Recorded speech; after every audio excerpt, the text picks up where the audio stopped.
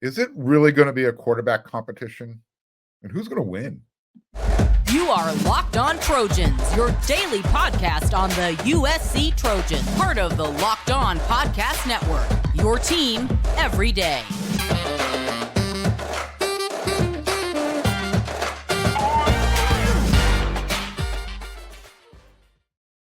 Fight on, everyone. I'm your host, Mark Holkin, and thank you for making Locked On USC part of the Locked On Network, your first listen every day. Whether you're going to watch the show on YouTube or wherever you want to download your podcast, this show is always free. Never forget that, and always remember how much I appreciate your support. Today's episode is brought to you by FanDuel. Make every moment more. New customers, join today, and you're going to get $150 in bonus bets if your first bet of $5 or more wins. Visit FanDuel.com/locked on to get started.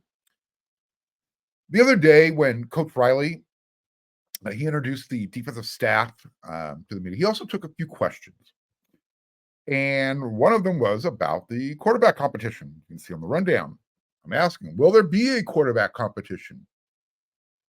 Well, Coach was asked if he saw Miller as QB1 and how he thinks things will turn out. What Coach Riley said. We wanted to add a young guy, but we wanted a young guy that can play. That was the number one thing when we decided to take a portal quarterback. It was something we felt like we needed to address. We felt like we needed youth, but also someone who can come in here and compete for the job.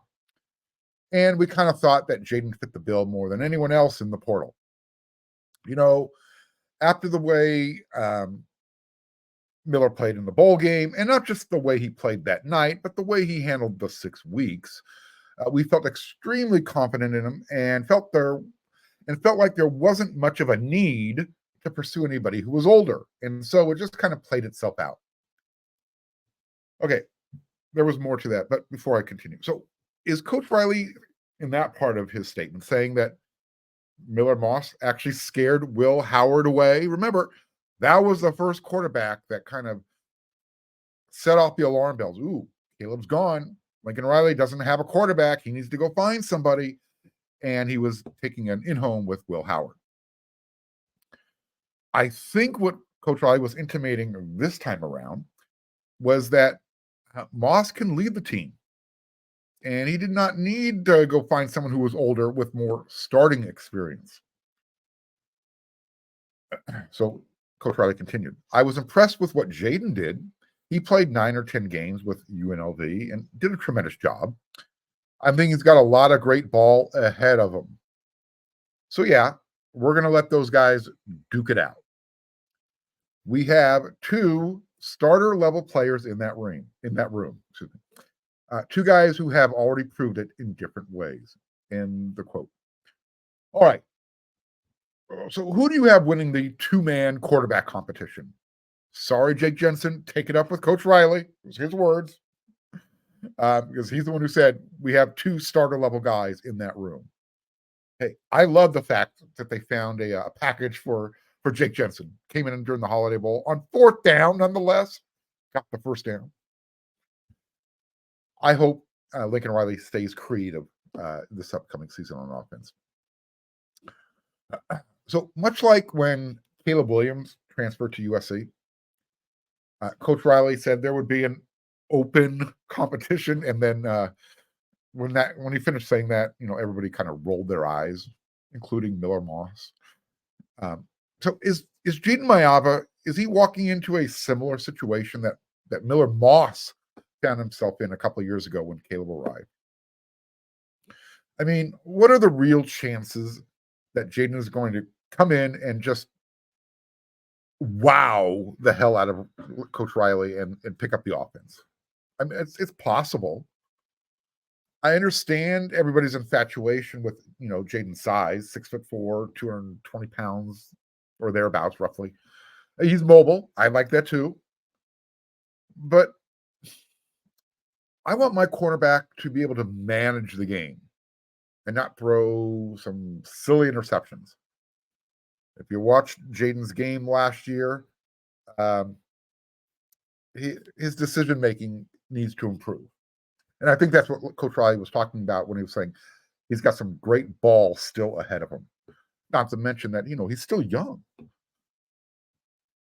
Caleb was really good at not throwing the interception. Probably to his, I know this sounds odd, but to his detriment, he didn't take more chances. But last year, when he did this, he wasn't taking those chances. He kind of got sloppy with his own ball security. He had a few fumbles. We know how. Look, I'm not pointing fingers. I'm not saying that Caleb sucked, but let's call a spade a spade. Caleb last year did not protect the ball very well when he was trying to extend plays. And it wasn't just last year, year before too. Miller Moss plays the game very cerebrally.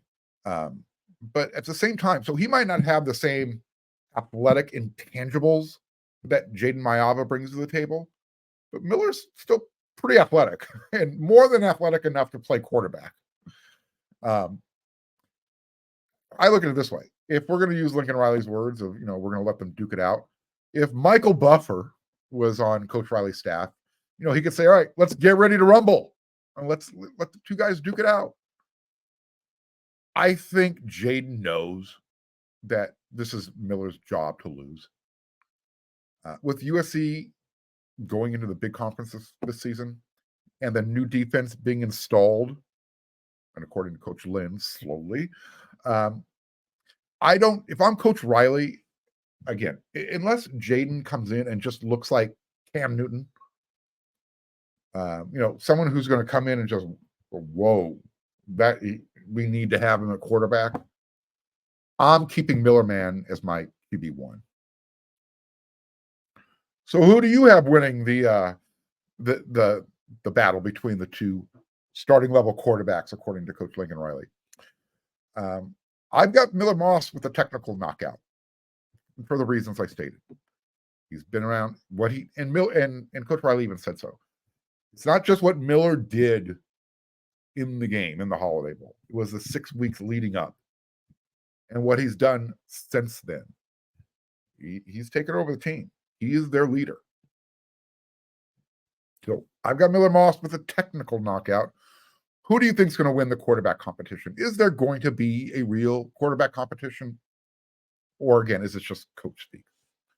Hit me up in the comment section. Let me know your thoughts.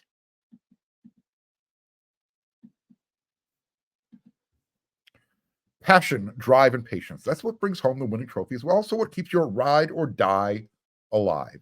eBay Motors has everything you need to maintain your vehicle and level it up to its peak performance. From superchargers, roof racks, exhaust kits, LED headlights, and more. Whether you're into speed, power, or style, eBay Motors has got you covered.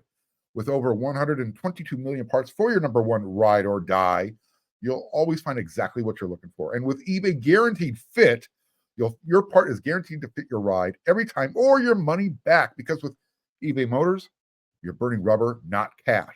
With all the parts you need at the prices you want, it's easy to turn your car into the MVP and bring home that win. Keep your ride or die alive at ebaymotors.com. Eligible items only. Exclusions apply. eBay Guaranteed Fit only available to U.S. customers.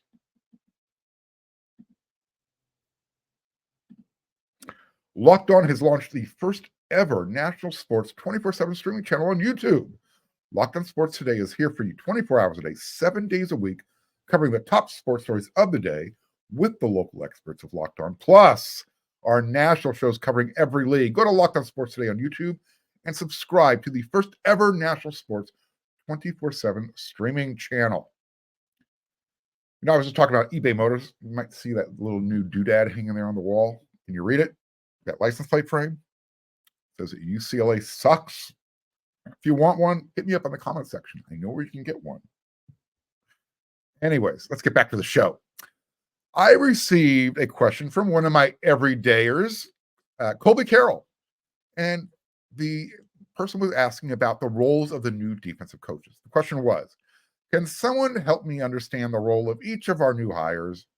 Because as I understand, Coach Entz is associate head coach for defense, but Lynn and Henderson are defensive coordinators, even though it seems Riley kind of put an end to that by saying, quote, there's only one DC. Right. Let me try and clear up the long titles that coaches like to hang on their door shingle. Okay. Don't overthink it. Don't overthink the long title or co-title.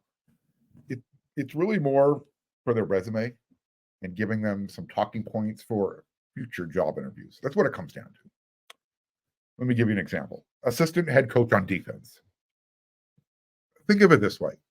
Lincoln Riley is the head coach, and this is the new linebacker coach. However, he stepped down from his head coaching job at North Dakota State University so he can get that FBS experience he was told he lacked. He wants to be a head coach at a school like USC. Does that mean he's Antonlynn's boss just under Coach Riley? No, absolutely not. But he's a head coach who knows how to run an entire team. Remember when Coach Riley said at the presser? This is what he said about Coach Ent's strength. There's a hard-nosed toughness about him. He really understands and sees the game from all 11 on the field. It's that last part, the way he sees the game. He has a head coach mentality. So it's a way of, showing some earned respect, so to speak. We'll add that to your title. His primary role, obviously, is going to be coaching the linebackers. But Coach Riley now has another, and I'm using finger quotes for you, those listening rather than watching, head coach on his staff. Same thing for Antonlynn and Eric Henderson. You mentioned what Riley said. There's only one defensive coordinator. Yes, there is. There's one head defensive coordinator.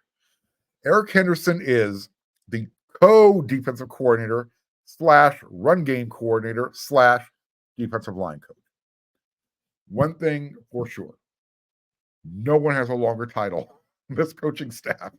Now, keep in mind, you're asking a guy, Eric Henderson, who is highly regarded in the NFL, to come back to college and essentially take on the same role as what he was doing in the NFL, D-line coach. So besides a pay raise, it also takes some resume padding. Like, this is what Coach Riley said back in January. Excuse me. Eric is a Super Bowl champion coach who has been recognized nationally for being the top in his field. Eric will bring immeasurable knowledge and experience to our program. John Nua is also the D-line coach. Coach Henney is going to handle the interior linemen, the defensive tackles, nose tackle. Coach Nua, he's going to get the defensive ends, the edge guys. But Coach Henderson is also, he's going to also be able to offer his value helping with the run defense. This is more about just bringing ideas to the table. It's not like, all right, we're doing the run defense part of the practice. Everybody step aside. Coach Henderson, you're in charge. It's not how it works. He'll have a voice. He'll make sure to point out who's doing things wrong and who's doing things right. But Antonlynn is still the defensive coordinator. So the devil is kind of in the details, and it's nuanced, but there's plenty of work for everyone. So again, you've got Coach Nua, who is defensive line coach, but his emphasis will be on the defensive ends, edge rush guys. And then you got Coach Henney, who is going to be the defensive line coach, focus on the interior guys, bring some ideas to the table as far as stopping the run game on when you're playing defense. Stuff you did at the NFL level. So Antonlynn is the guy in charge of the scheme. It's his vision, but everybody's going to contribute some ideas. He talked about that last Thursday. Everyone is giving suggestions. The staff is looking for the best ideas, regardless of whose it was. Doesn't matter. Just let's get everything out there on the table. Make sure everybody has some input, and let's get this team playing defense to the best of their ability. Doug Belk, okay, in his 5 seasons that he was at the University of Houston, he was a defensive or co-defensive coordinator, and I believe he also held an associate head coach role. So again, these are boxes that you're checking off on your resume. Most assistant coaches want to be a head coach at some point. You've got to have these boxes checked off along the way. That's what this is all about. Again, he's going to be in charge of the secondary. Danton Lynn. He's also a defensive back guy. Taylor Mays, he's still there in a certain capacity. So you've got a nice brain trust putting their ideas together. So where now Danton can go off and oversee the whole defense. Coach Belk can say, all right, I've got the cornerbacks, I've got the safeties. If I need to focus my time with the cornerbacks, hey, Taylor, get over there, show everybody how to play safety and how to hit people legally. No more felony hits from Taylor Mays. So those are essentially their roles. I've mentioned that really my only concern with this much experience on one staff is people stepping on each other's toes. I don't get the sense, at least early on, that could be an issue. I think everybody's excited about what they bring to the table and how they're going to be able to get USC's defense back to being not just respectable, but great. Let's start with respectable. Last year, I was using serviceable. Let's set a new standard. Coming out of spring, they got to be respectable. By the time they get out of fall camp, they need to be good. Like I said, I don't get the sense that there's going to be any issues with this coaching staff, despite them having plenty of experience and probably being very overqualified for their job titles. Coach Danton Lynn also said that he likes to coach and install things at a very slow pace.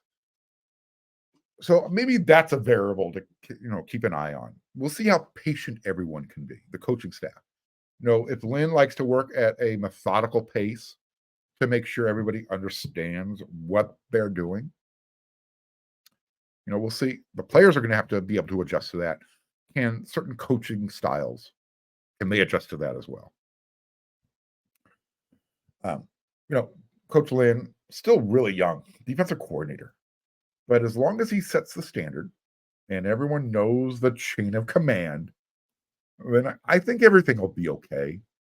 I don't think anybody's going to try and, try and overstep their boundaries and step out of their, drive out of their lane. Everyone just do their role. From what I understand, they're all being paid really well.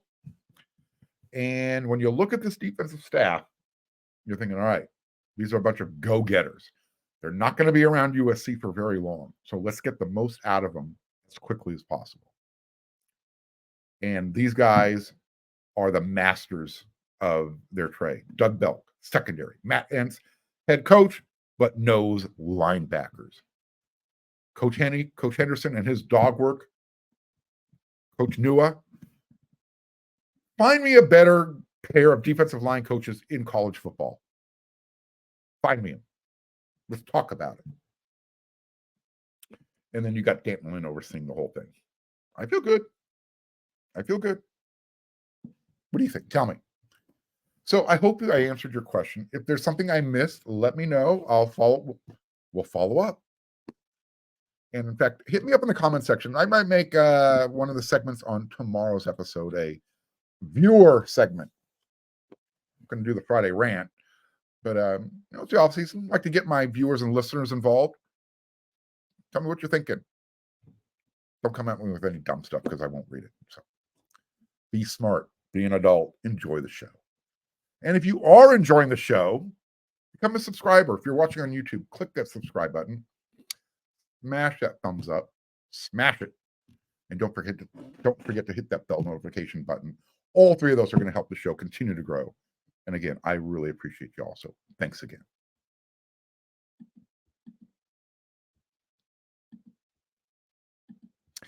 Get buckets with your first bet on FanDuel, America's #1 sports, because right now, new customers, you're going to get $150 in bonus bets with any winning $5 bet. That's $150 if your bet wins. And you can bet on all your favorite NBA players and teams with quick bets. They've got live, same game parlays, exclusive prop bets, and more. Just visit FanDuel.com/lockedon and shoot your shot. FanDuel, an official sportsbook partner of the NBA.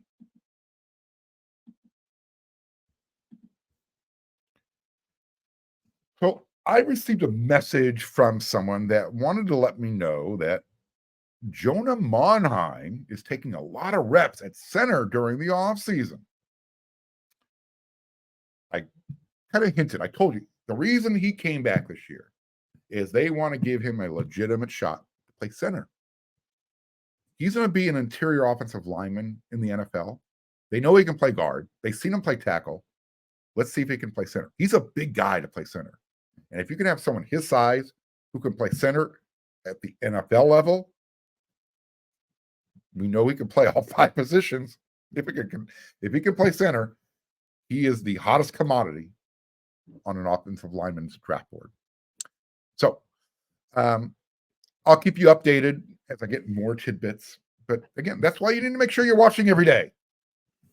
So don't forget to subscribe, like, and keep yourself notified. This segment, which player or players on this year's squad are flying under the radar? Not getting enough love, so to speak. Which player or players do you have on your list? You're saying, all right, you know what? Nobody talks about this guy, but I think he's ready to have a breakout. He's I don't know if impact, but he'll be a part of the rotation. He'll make plays on a consistent level, consistent basis. I'm going to start here. How about super sophomore Elijah Hughes? He got some early run last year.